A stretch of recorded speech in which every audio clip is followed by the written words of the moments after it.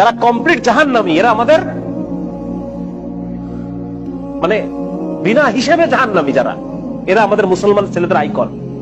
হ্যাঁ, মেসি কি জান্নাতি? জান্নাতে যাবে? মেসি যদি এখন এই অবস্থায় মারা যায়, তাহলে ও কিভাবে আমার আইকন হয়? আমি ওর নামের লেখা টি শার্ট পরে কিভাবে ঘুরি? তার প্রতি আমার ভালোবাসা কিভাবে জন্মায়? কিভাবে জন্মায়? আমি তো মুসলমানের সন্তান।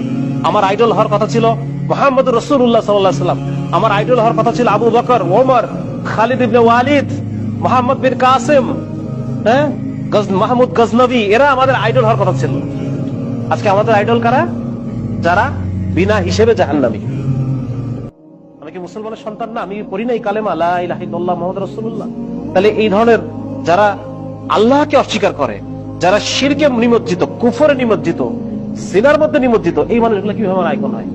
এই জন্য এইটা মনে করার কোনো কারণ নাই যে আমি এখন আমার যে যৌবন কাল, এইটা আমি যেভাবে ইচ্ছা সেভাবে চলবো, বৃদ্ধ বয়সে গিয়ে আমি ভালো হয়ে যাবো। এটা যদি আমি মনে করি, আমি অনেক বড় ভুল করলাম। আমাকে এই দুনিয়া থেকে যে কোনো সময় চলে যাওয়া লাগবে। আমি যে কোনো সময় এই দুনিয়া থেকে যে কোনো সময় চলে যাবো। আর এখন মৃত্যু হওয়া মানে এখনই আমার আখিরাত শুরু হয়ে গেছে। বুঝা গেছে? এখনই আমার কবর, হাসর, মিজান, আমার আখিরাত শুরু হয়ে গেছে। যার কারণে এটা, এই ভুল থেকে আমাদের উঠতে হবে এবং মুসলিম হিসেবে আমাকে নিজেকে চিনতে হবে যে আমি সবার আগে একজন কি, সবার আগে আমি একজন মুসলমান। আমি আল্লাহ তাআলার বান্দা। আর বান্দা মানে আমাকে আল্লাহ তাআলার প্রত্যেকটা হুকুম ফুলফিল করতে হবে, আল্লাহর আদেশগুলো আমার মানতে হবে।